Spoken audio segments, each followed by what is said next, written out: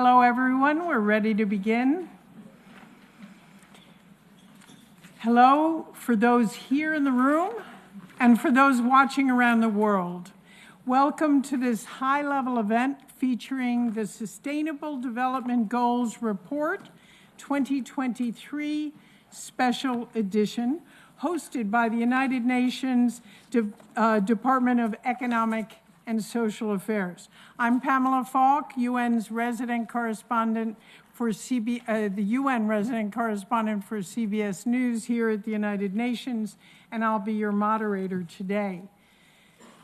We're here at UN headquarters in New York on the first day of the high-level political forum on sustainable development, the HLPF as we all call it. And today, UNDESA has just launched its latest analysis of where the UN is in pursuit of the 2030 Agenda and the 17 Sustainable Development Goals. This year, a special edition of the annual report has been published, adding policy recommendations to the data analysis.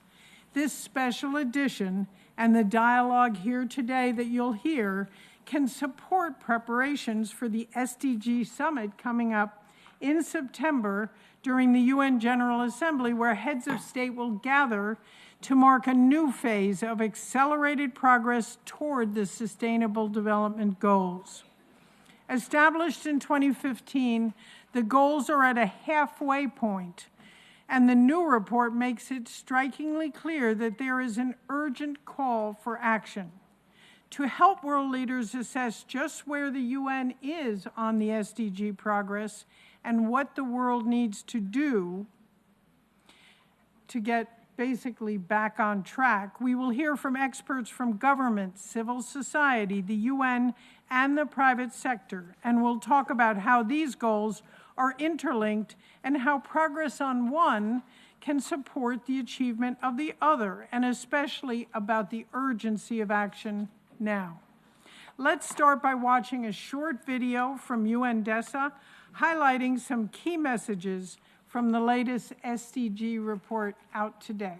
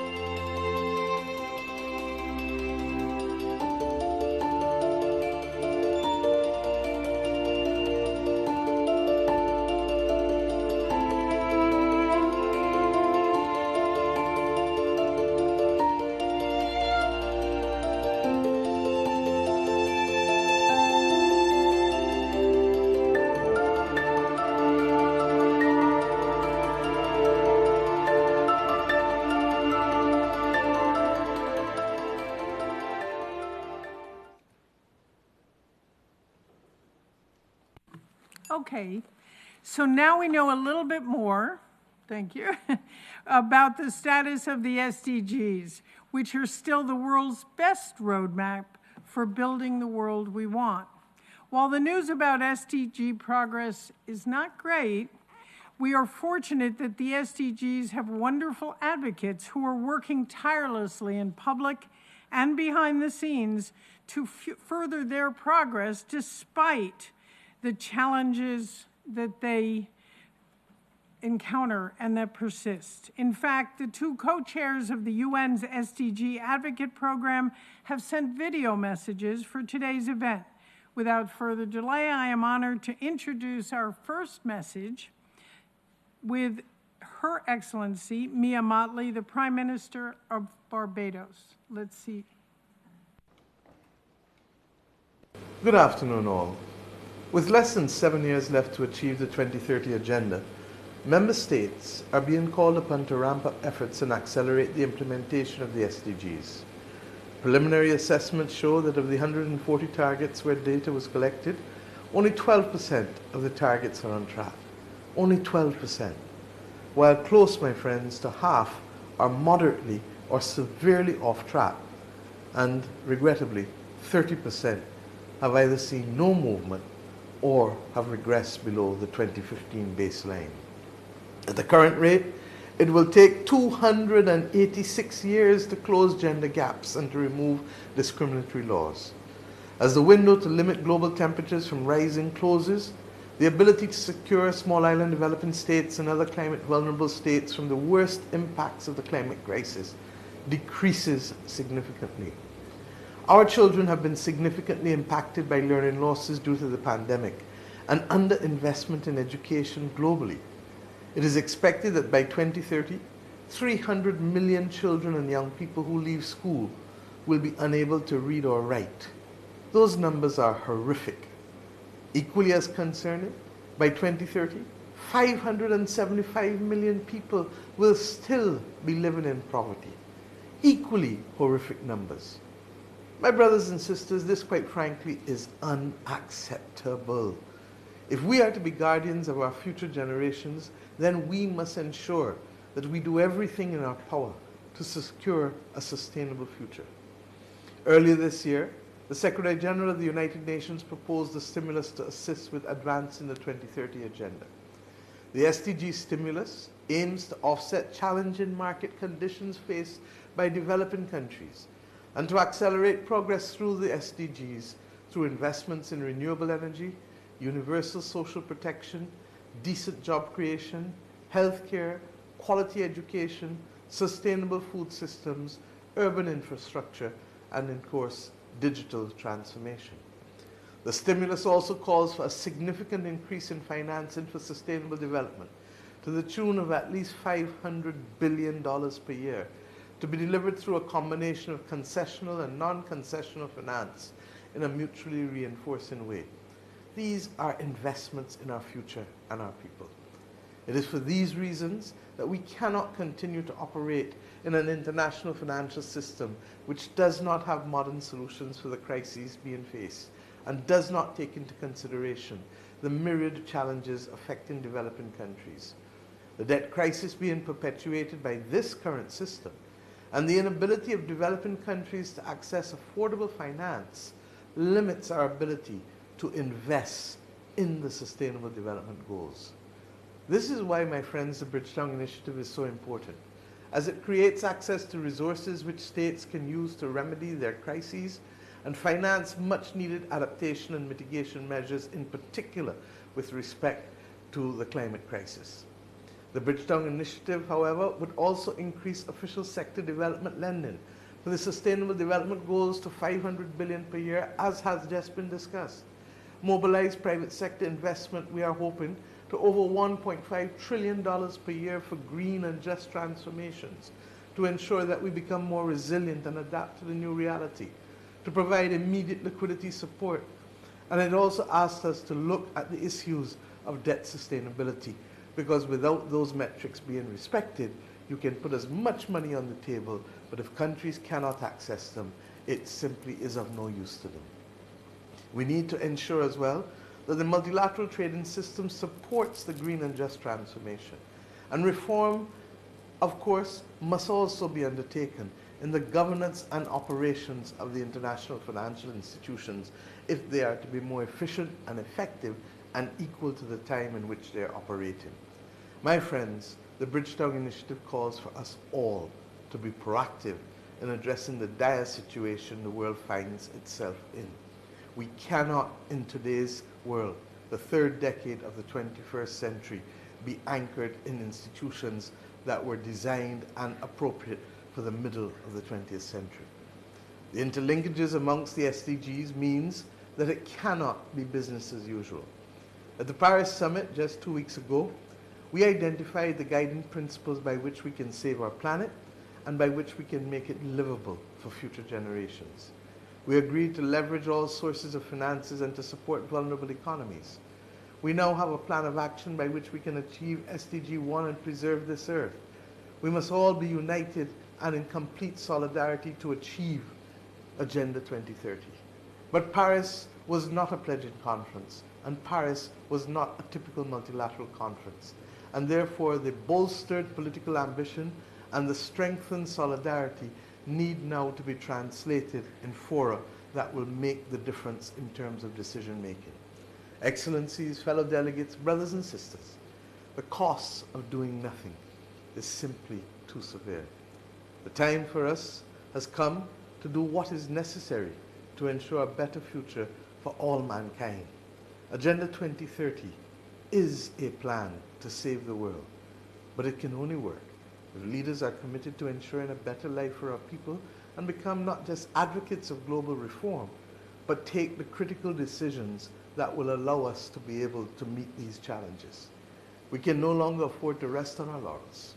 The time, yes, is now for decisive action, and we must all, yes all, do what we can to ensure a sustainable future for our children and their children. Thank you.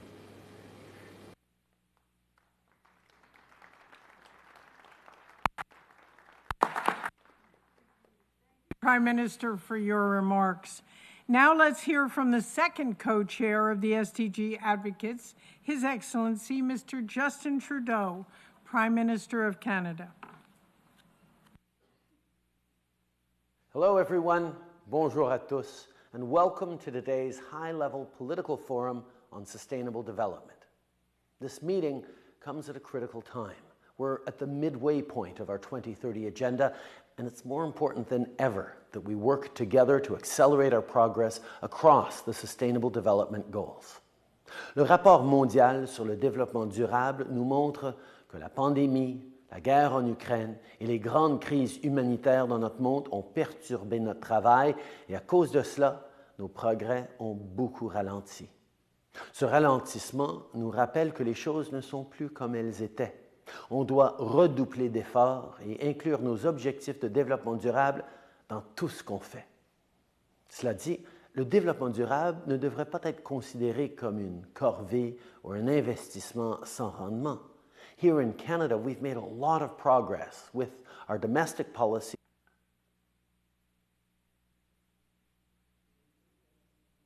that align with our sustainable development goals of advancing gender equality, reducing poverty, and protecting our environment.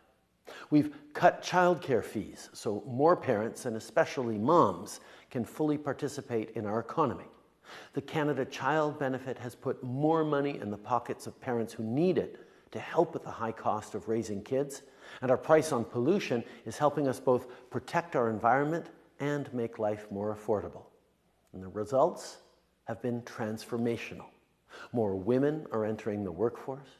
Hundreds of thousands of children have been lifted out of poverty, and new technologies are being developed to reduce emissions. Canada is making real progress at home while growing our economy at the same time. We're also enhancing our measuring and reporting so we can track our progress and identify areas that we still need to work on. Mes amis, pour parvenir aux transformations énoncées dans le rapport de cette année, on doit commencer à voir le développement durable comme porteur de possibilités à l'échelle mondiale. Investir dans un avenir où il y a moins de pauvreté et d'inégalités, un air plus sain et des économies plus fortes, c'est investir dans un avenir où tout le monde réussit. Eh bien, notre gouvernement veut bâtir cet avenir. Il suffit de regarder nos engagements en matière de financement pour le climat pour le constater. In 2021, we doubled our international climate finance commitment to $5.3 billion. This will help developing countries fight climate change and address biodiversity loss around the world. And it will help low and middle-income countries already dealing with the impacts of climate change build sustainable, climate-resilient economies and futures. We all need to be a part of this work. And with only 7 years until 2030, we must seize this moment with urgency and excitement. J'ai bien hâte de travailler avec vous tous au cours des mois et des années à venir pour atteindre des résultats tangibles pour le bien des gens qu'on représente. So let's roll up our sleeves, keep doing the hard work of building a better world together. Merci, mes amis.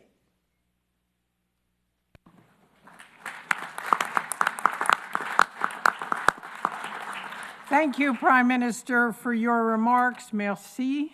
Now let's turn to our in-person guests for our panel discussion on accelerating implementation of the SDGs.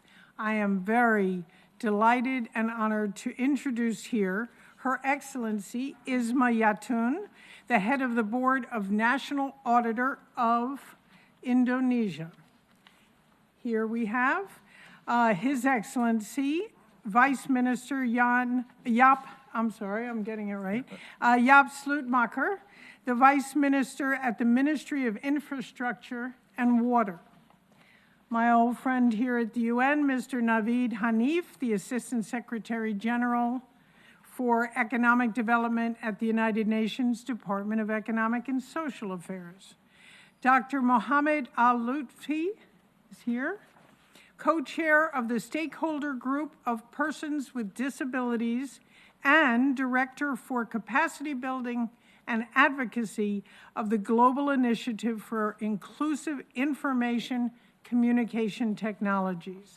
And over here, Mr. Alex Diaz, the Senior Manager of AI for Social Good and Crisis Response at Google. Google was left out, but I got it. You're at Google. Thank you very much. I'm a Poogler. I'm a parent of a Googler, so I have to confess that. Thank you all very much for being here. We really appreciate it. I would kindly ask my panelists to stick to 5 minutes or less so we can get through as many questions as we can. My first question is to the Assistant Secretary General Hanif. Let's start with you. As you represent the UN department responsible for this SDG progress report, the world is now halfway toward 2030, the year by which the global community pledged to achieve the SDGs. What are some of the most concerning trends shown in the report? How do people and the planet address the most urgent challenges? Thank you. Thank you, Pam, and I'm honored to join such a distinguished panel this afternoon and delighted to be with excellencies and distinguished delegates. I think the Prime Minister of Barbados and the Prime Ministers of Canada, they have very eloquently captured the current picture. I just want to spend a few minutes with you just to share what we were thinking when we were drafting this report. Data, Prime Minister Mottley mentioned each and every important number that you should know. It's indeed very sobering, alarming, disturbing, disconcerting. So when we were drafting the report, we were determined to take you back to 2015. Just imagine the hope, promise, optimism all of us shared at that time. Is there a reason to accept a world which will be witnessing more inequality, more hunger, poorer people, less jobs, little access to water and sanitation, 2 billion people still using fuels which hurt their health and the planet? Is there a reason to live with these prospects? The answer is no. We do not have to compromise what's coming our way just by closing our eyes and saying it's how it is and we will live with it. Yes, data are disturbing. Analysis is not giving us the numbers we were expecting. Even in 2019, we were off track. but we weren't in the reversal mode. And that's where we should wake up. And Prime Minister Mottley was very clear. Time is running out. The clock is ticking. And Prime Minister Trudeau said, roll up your sleeves, get down to work. And that brings me to the 5 points that the SG conveyed in his rescue plan. First and foremost, it's the leadership, it's the political will and commitment to really live up to this challenge. Our leaders should come to the SDG summit with a way higher level of commitment that we had in 2050. It's time when the power of will should overcome the pessimism of intellect. It's time where political leadership matters. Second action, please develop ambitious national plans. Plans to fight inequality, to reduce poverty, to give opportunities to women and girls to get education and decent work opportunities, and to fight climate change. We need ambitious action plans when the leaders come to New York. Third, and I think everybody in this room will agree, strong institutions with highly trained human capital. Societies free of corruption, committed to ensuring no one is left behind. Those are the kind of institutions that SG has asked everyone to put in place. Fourth action, which is now resonating in every part of the world, that is financing. SDG stimulus is one proposal, but SG has also launched reform of the international financial architecture. What are we asking for in the SDG stimulus?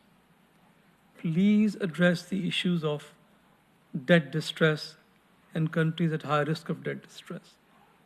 Just because the current debt distress will not hurt the markets doesn't mean that you can ignore 3.3 billion people who are living in 62 countries who are at high risk of debt distress.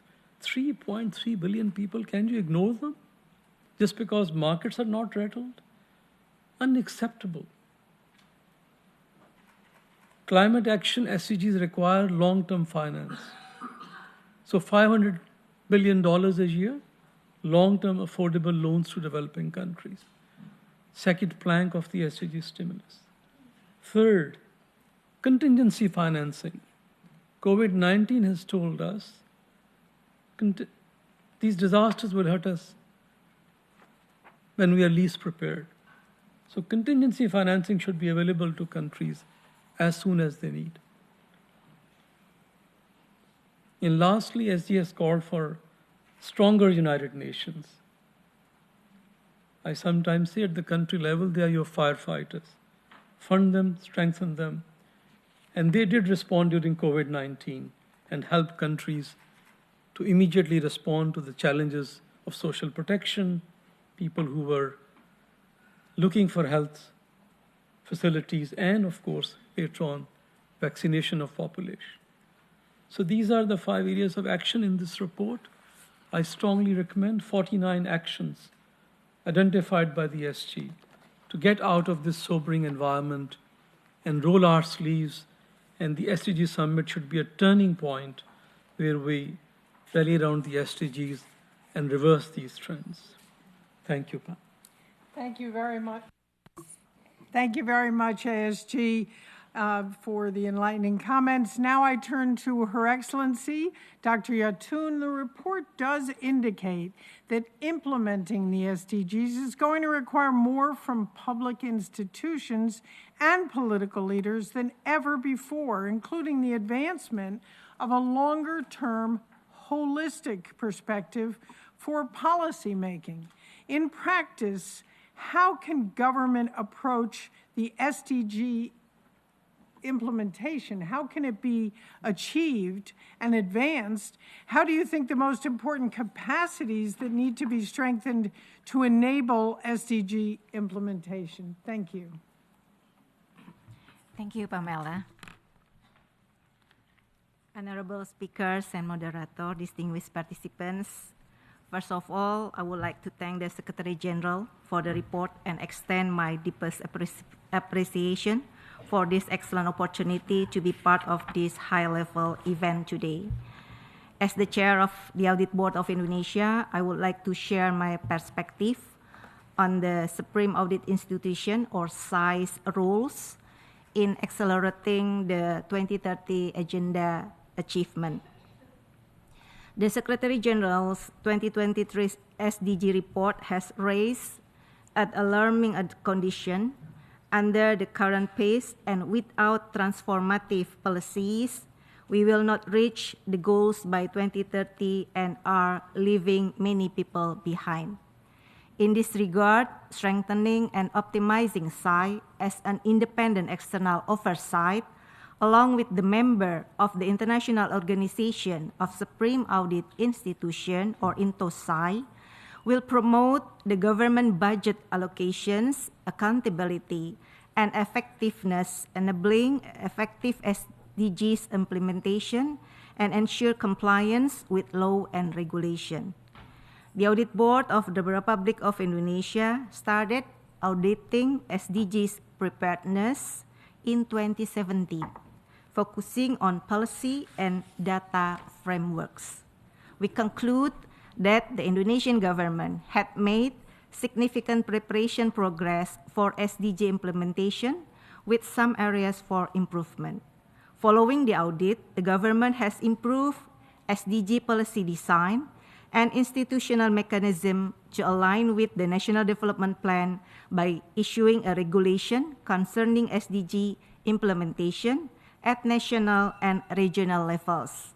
The government also supports the economy, social, environment dimension, optimizing government spending related to essential services and municipality data aggregation to ensure no one is left behind. Furthermore, from 2008 to 2022, the Audit Board finished 8 performance SDGs audits, such as government programs effectiveness in achieving SDG, healthcare, and sustainable transportation at the ministry, the regional government, and other related agencies. The Audit Board also worked closely with the government to review Indonesia's 2021 VNR before its submission to the HLPF, aligning with paragraph 72 of UN resolution, which positively impact the Indonesian VNR's reliability and accountability. Our time is limited, and we must act urgently to achieve the SDG targets. In this regard, I will highlight 3 critical points from the Audit Board perspective that need strengthening. First, strengthen the oversight mechanism by assessing SDG preparedness and implementation. SAIs can provide reasonable assurance on SDG reports and recommendation of SDG implementation and achievement based on SAI mandates in their countries. Hence, global SAIs observations and results will be valuable if shared on UN SDG high-level political forum as part of auditor perspectives. Second, it is essential to have an appropriate data and accountability framework for SDGs. Thus, SAI should provide a standardized, integrated, and efficient SDG reporting system by maximizing the potential of digital transformation. Lastly, creating an impact ecosystem to maintain the value and benefit for the citizen is necessary, given the complexity of the 2030 Agenda and multi-stakeholder efforts. To end, I hope the Audit Board of Indonesia's experience and learning journey could provide insight into integrating our role to to enhance SDG achievement with the synergy and collaboration among stakeholders that are salient to accelerating the SDG target. Thank you, Ben. Absolutely. Thank you so much, Your Excellency. Now we turn to the Netherlands. Vice Minister Slootmacher, turning to you. A coordinated approach has been highlighted in the report to accelerate SDG progress with actions that address systems of goals and targets. The Netherlands has a wealth of knowledge and experience in dealing with water and well-being, your expertise, including by co-hosting the recent UN Water Conference with Tajikistan. What are some of the most promising actions and ways forward in your experience for generating co-benefits and advance progress on multiple SDGs? Do you have some advice, always the question, on how to scale these up at home and in other countries? Thank you. Yes, thank you very much. Well, first of all, I think it's important, an important strength of the SDGs is their interconnectedness. Water has bearing on many of the other goals and is an enabler or even a precondition. So a better approach to water will also benefit these other SDGs, promoting food security and health, reducing poverty and improving the position of women, vulnerable and marginalized groups, including indigenous communities, young people, farmers, workers, and small and medium-sized businesses. The UN Water Conference, hosted by the Kingdom of the Netherlands and Tajikistan in March this year, shows that the international community can commit to a reinvigorated action. With more than 800 commitments, we've now got a full water action agenda. A determined follow-up on the water action agenda can give a major boost to the wider SDG agenda. We must use the political momentum created by the conference to follow up on the commitments. The Kingdom of the Netherlands actively advocates the cross-sectoral importance of water by continuing to emphasize the need to strengthen the approach to water within the UN system and multilaterally outside the UN, including within the EU. You mentioned our wealth of knowledge and experience in dealing with water in the Netherlands, but I can assure you that we're still learning ourselves and changing our own strategies. One example is our recent policy in which water and soil will be lead considerations in all spatial planning decisions going forward. I'm working with fellow ministries to ensure that this principle is integrated in their policies as well, on housing and on transition to sustainable agriculture, for example. We make sure we have adequate data and use it for the policies we think are important, like policies on food security, nature, water quality, and the economy. We are preparing a national adaptation strategy to address future challenges. All this is based on our conviction that water is not a standalone issue. Water is a connector, linking many sectors and all aspects of life. The world has reached a turning point. Water, climate, disasters, policies, planning and investments can no longer be considered as separate, discrete issues. They are all part of the same puzzle and so need to be addressed through an integrated vision and agenda. The UN Water Conference has laid a solid foundation for a substantial change in the way we understand, value and manage water. Let's turn this into concrete actions. Thank you very much.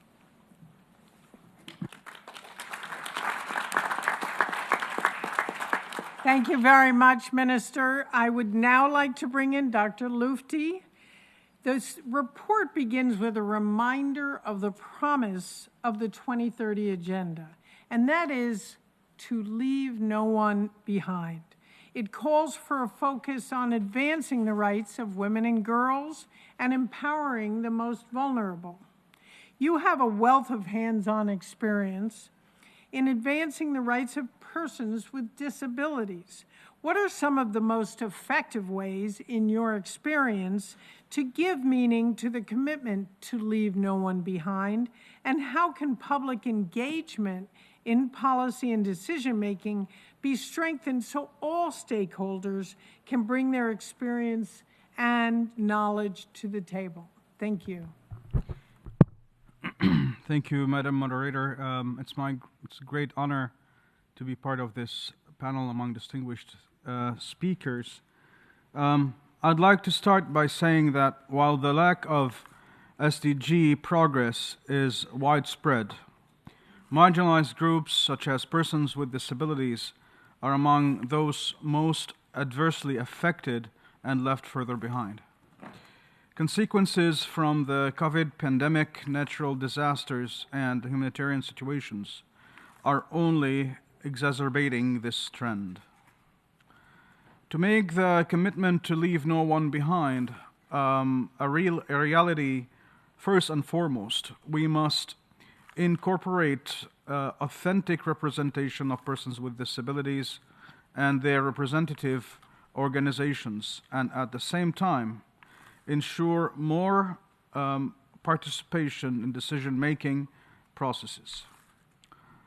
By building on the 2030 Agenda's principle of leaving no one behind and the Convention on the Rights of Persons with Disabilities, we can ensure that different communities around the world, including organizations of persons with disabilities, have meaningful and continual representation at the local, national, regional, and global levels. Additionally, we need to ensure available high-quality, timely, reliable data on marginalized groups, including persons with disabilities. We also need to recognize of citizen-generated data, including data efforts led by organizations of persons with disabilities to complement official statistics to address data gaps and to measure the SDGs, especially since still only a few indicators segregated by disability. Without data, the situation of persons with disabilities remains unknown and thus cannot be adequately addressed in programs and policies. Moreover, this leads to gaps in measuring impacts, risk factors, changes, and trends of persons with disabilities over time. And this is exacerbating during natural disaster and humanitarian emergencies. We must have preconditions systematically in place, such as accessibility for all persons with disabilities and recognition from all partners that organizations of persons with disabilities must be the driving and leading force to make change. This is for both disability-focused programs and policies and mainstream ones as well. We must address the growing digital divide that disproportionately affects the most marginalized groups, including persons with disabilities. In fact, approximately 80% of all persons with disabilities live in the global south, and 90% lack sufficient access to assistive technologies. Barriers in accessing digital technologies include lack of accessibility of devices, including regular mobile internet use, lack of access to fast internet connection for up-to-date information, and lack of financial means to be able to afford purchasing data packages to access vital information. One way to address this is for governments to adopt international standards on digital accessibility and inclusion. Let's keep the momentum going to ensure the truly that truly no one is left behind. Thank you very much. Thank you so much, Dr. Lufti. So now we turn to Mr. Diaz. Let's talk about opportunities here. Access to high quality and timely data are critical for monitoring SDG progress, developing evidence-based policies, and knowing which interventions work. Digital technologies, which we've all come to know, have immense potential for closing gaps and ensuring access to public services. Google is at the forefront of data and digital innovations.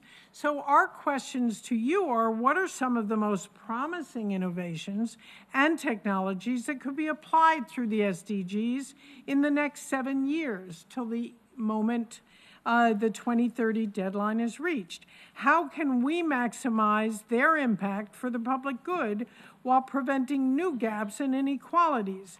And since you're here, and because it was at a UN forum, will robots really turn on us? Thank you. I added that. It was unscripted. Thank you, Pam, Your Excellencies, delegates. It's truly an honor to be here.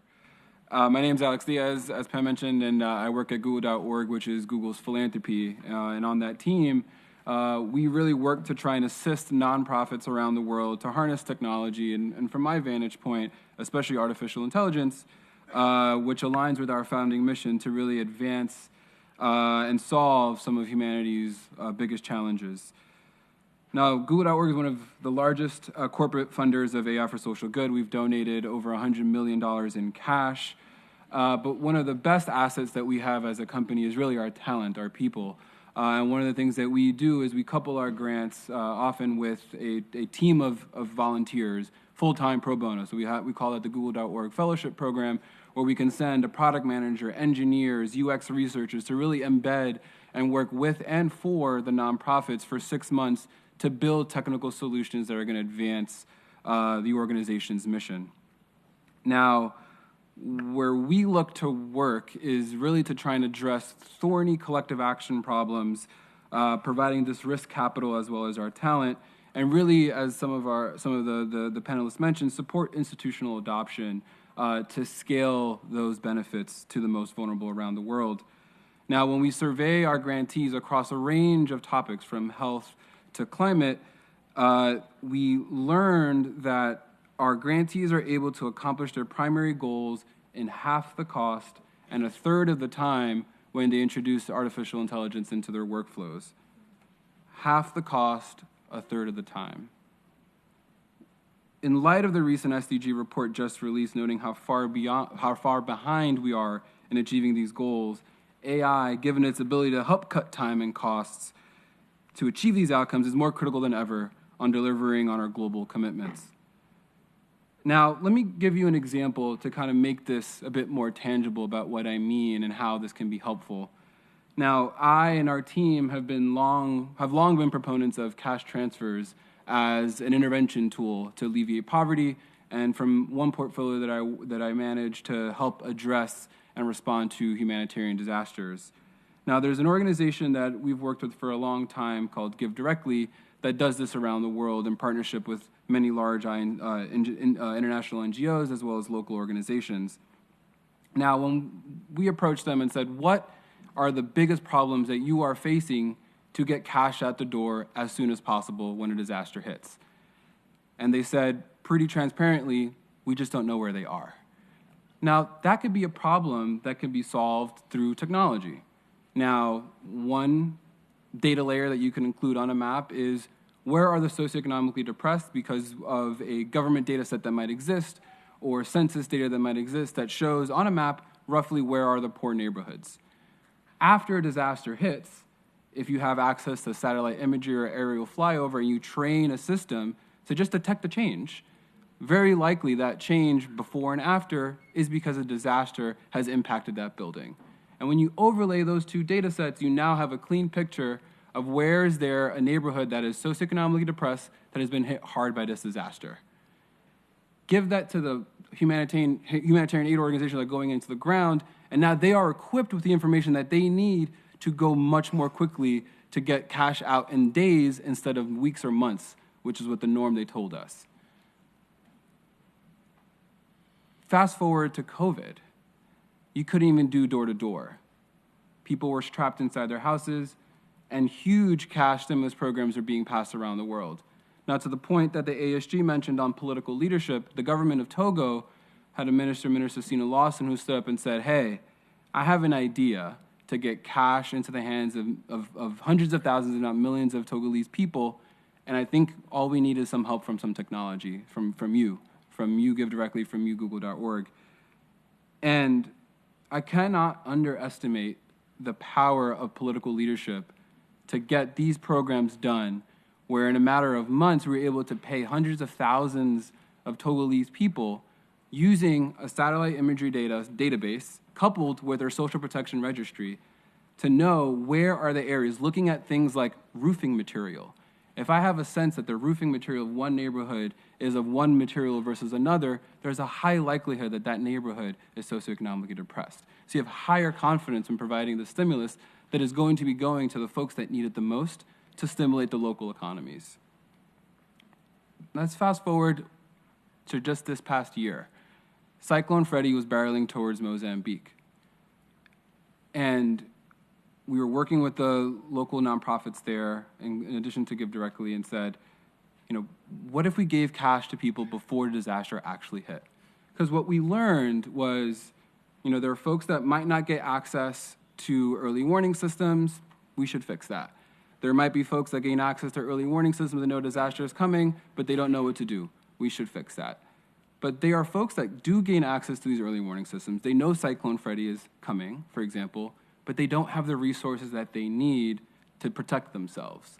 And as we know from decades of these disasters happening, inequality skyrockets after these disasters leave the shores. So what can we do to provide this shock absorbent capacity, the stabilizers that will allow these communities to not go into debt? Can we provide them cash before the disaster hits? And we did. We build on evidence that the World Food Program and OCHA have put together on testing the efficacy and utility of these cash transfers. And what we found was you gave these people the resources that they need, and they're going to use it to protect their homes, to protect their assets, to protect their livelihoods, to get food for their children, so that when they can brave that storm with higher resilience.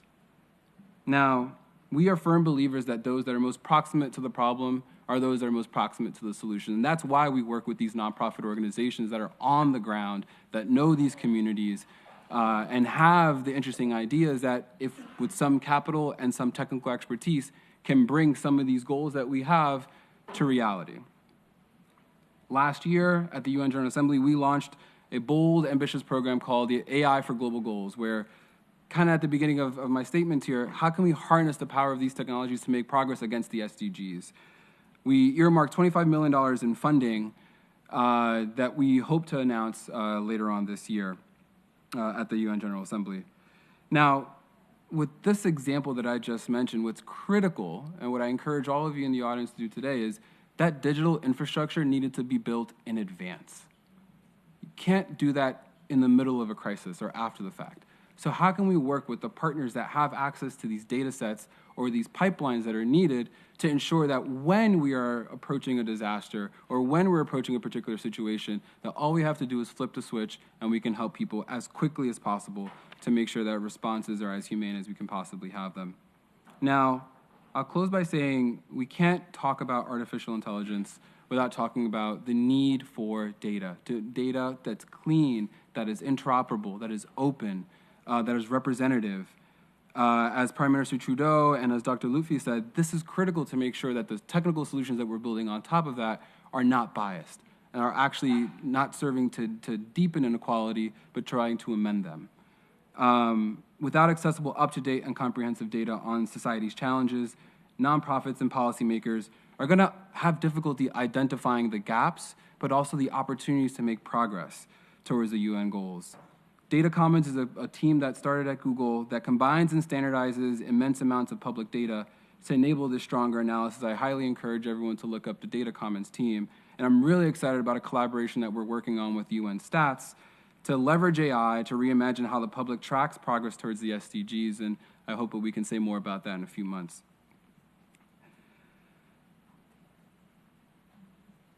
I'll close by saying there's hope. There's hope.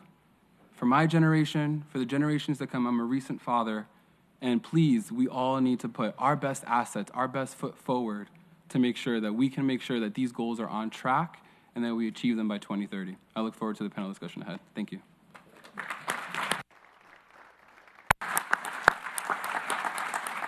Thank you for ending on a note of hope, Mr. Diaz, and thank all the panelists. We're not finished, but they've been so responsible and insightful that we have time for questions. We have some pre-sent in questions, and there was a question from the audience from Yara Uda from Egypt, speaking on behalf of the major group for children and youth of SDG 5, which is gender. Here you are.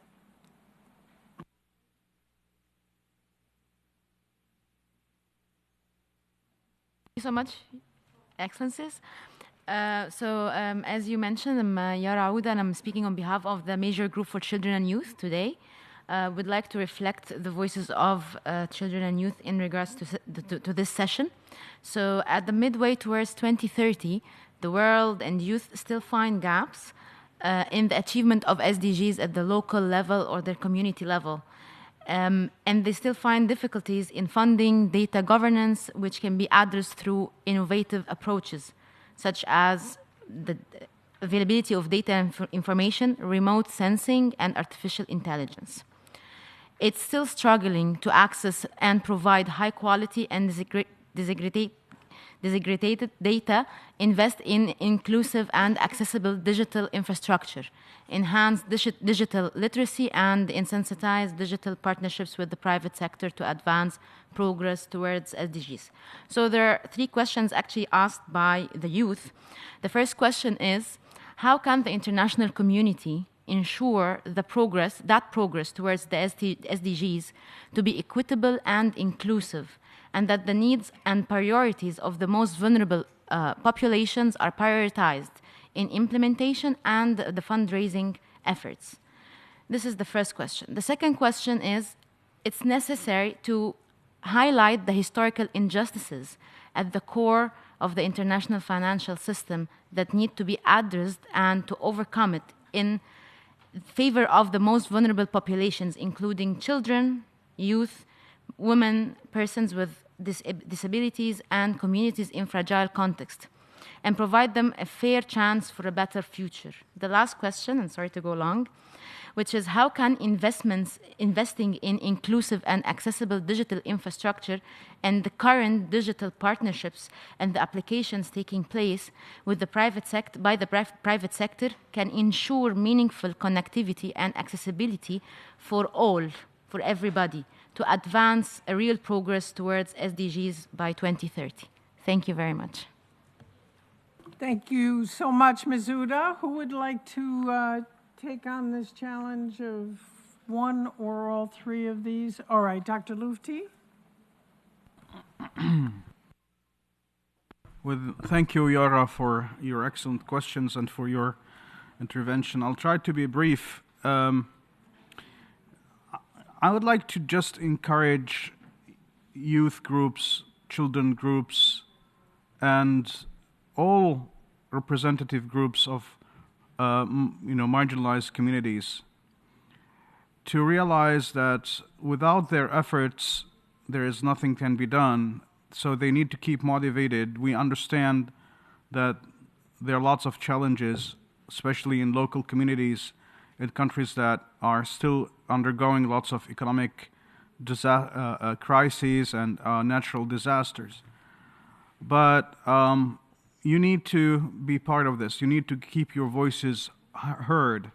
You need to make us feel, you need to keep us on our toes.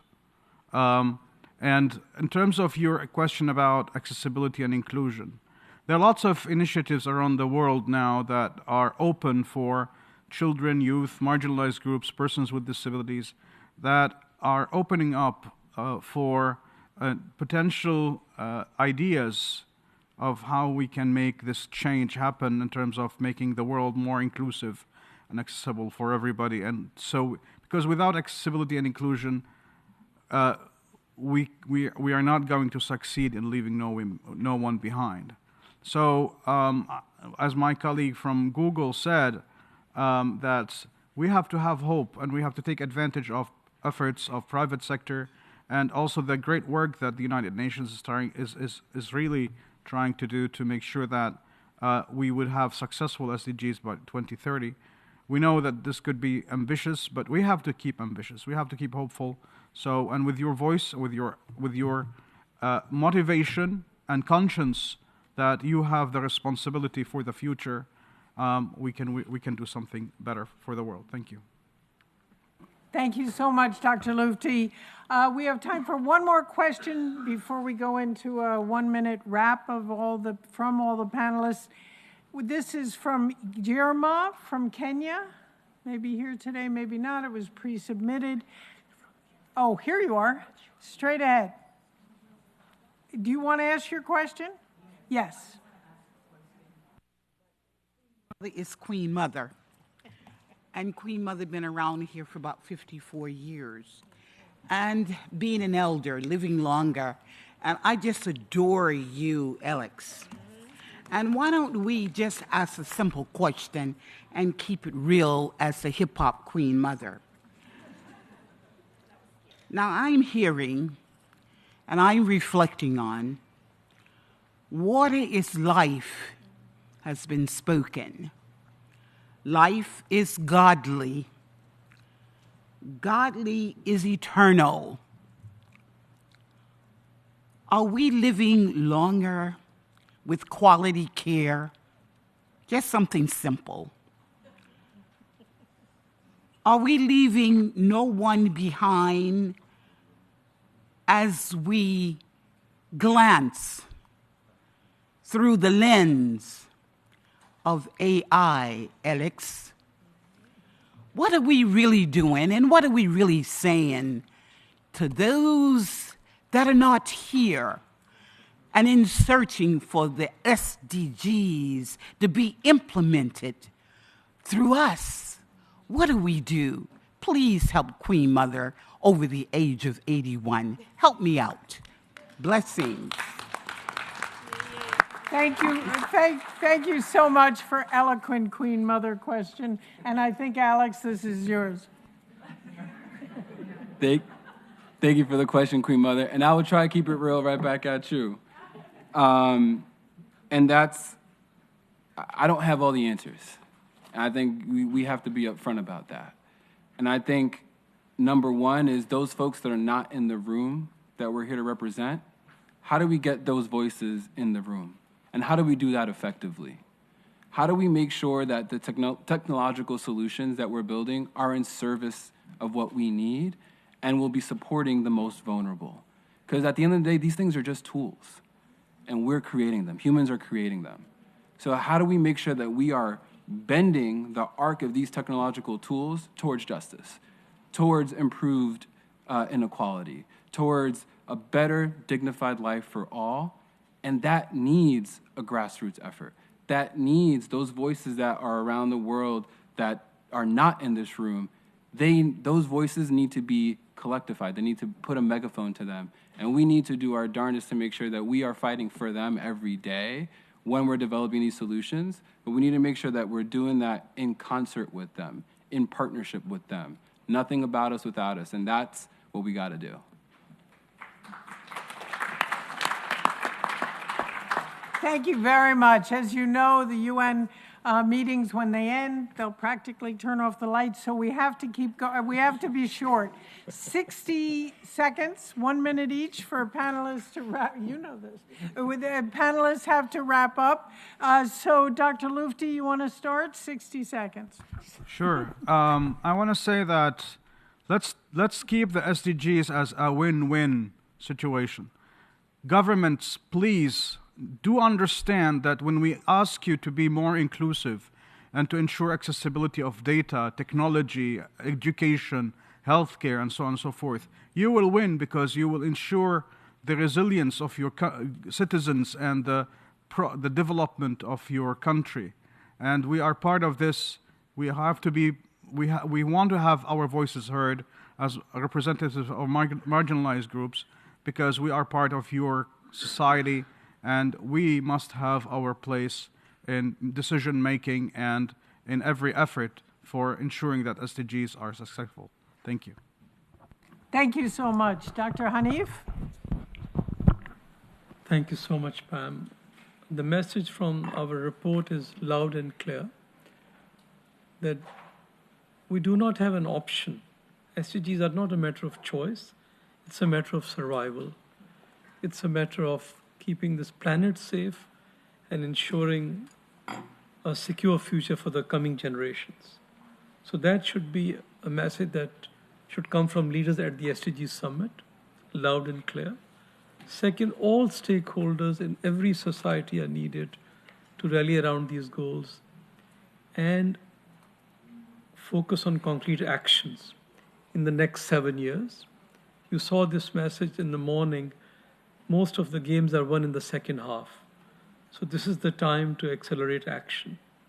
And lastly, a message that you will hear repeatedly from our reports is there are individual actions that are needed, national actions that are needed, but collective actions at the global level with multilateral support are critical. And those also require structural changes in our institutions and the way we run our societies. So, in short, individual action, national action, collective action should all converge at the SDG Summit, and we should focus on the last 7 years to make sure that the SDGs become a reality. Thank you, Pam. Thank you. It's all very positive. I'm now going to turn to, thank you, ASG, and Her Excellency, Dr. Yatoon. I would like to reiterate the SAI's critical role in supporting the acceleration of SDG attainment through its oversight function and ensuring reliable reporting of SDG implementation, providing an objective assessment of progress, and identifying areas for improvement. Through its independent audits and rigorous evaluations, the SAI acts as a catalyst for accountability and transparency, driving effective and efficient resource utilization toward realizing the SDGs. This forum is significant for SAI's communities who work to be echoed for a greater benefit as our endeavor to ensure that no one is left behind. Thank you, Pam. Thank you so much. And now, Vice Minister, Dr. Jaap Slootmaker. It's typical Dutch. It's very different Dutch names. No problem at all. Just a short closing remark. I think for the first time in history, human activities have put the global water cycle, on which all life depends, on an unsustainable course. And water is one of the defining challenges of our time. And we need to act now, because water resources are under pressure. And as with many of the SDGs, we don't have much time left to turn the tide. But I believe we can do it. There is hope, of course, provided we work together and ensure that water is integrated into all our policies. The Netherlands is keen to share experiences and work with you all for a water-secure future for all of us. Thank you.